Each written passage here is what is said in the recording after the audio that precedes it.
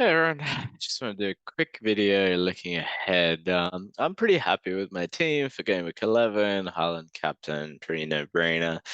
Defense isn't great this week, but I don't want to spend points on doing that. So I'm going to look forward to the weeks forward. What I like to do is sort of scroll a week forward in this, have a look at attack for the next 6 game weeks.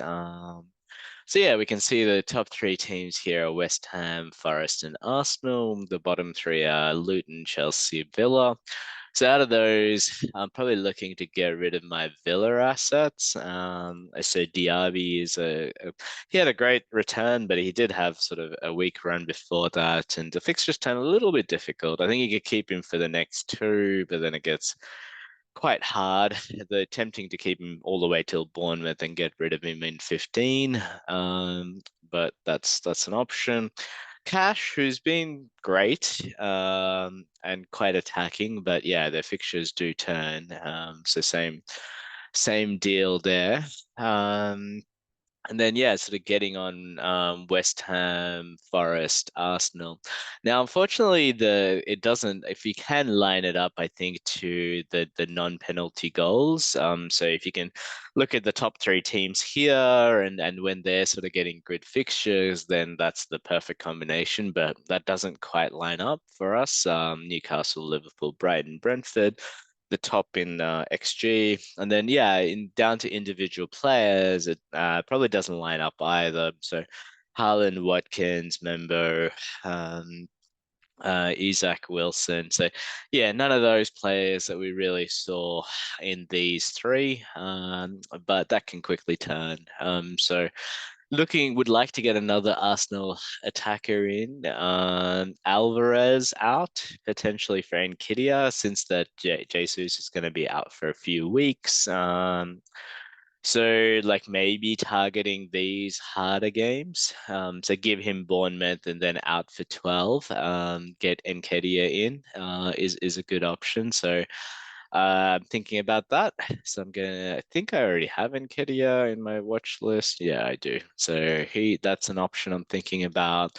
Brighton actually they're not in the top three for the next six, but they do have this good run as well. And I was thinking about Brighton. I'm not sure which Brighton attacker to get. So the midfield is a bit of a nightmare. They do have Europe as well.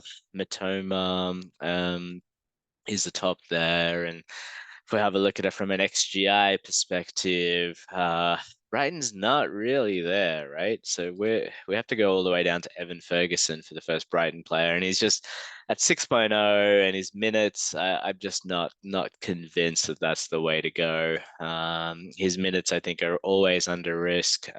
So yeah, not convinced on Ferguson. Estupinan is the other one. So he's back in training now, even though this says that.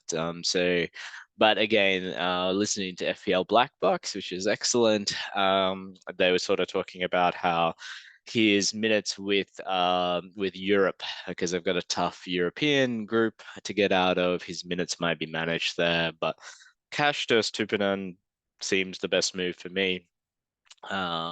So that's an option there.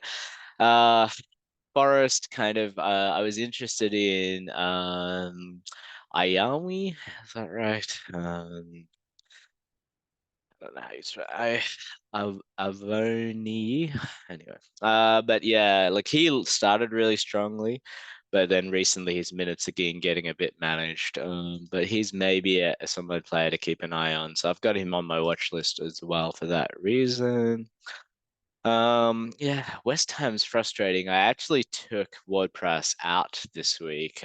Maybe that was a mistake for He Chang. It was a bit of a knee-jerk reaction, but yeah, Bowen has been the kind of go-to but recently they've kind of dropped off a little bit. They do have the fixtures, so if you want to play the fixtures, I think if you have Bowen, you would probably keep him. He hasn't been too bad, like an 8, 9, 7. So maybe that's overstating the case a little bit. But on the XGI, he's actually in the top 10. So he could definitely pick up. So he's just expensive. That's the only thing. Like, but I could move Diaby to Bowen. That's an option in a couple of weeks' time. But yeah, that's just a little bit of a look ahead. Hopefully you enjoy that. Thanks all.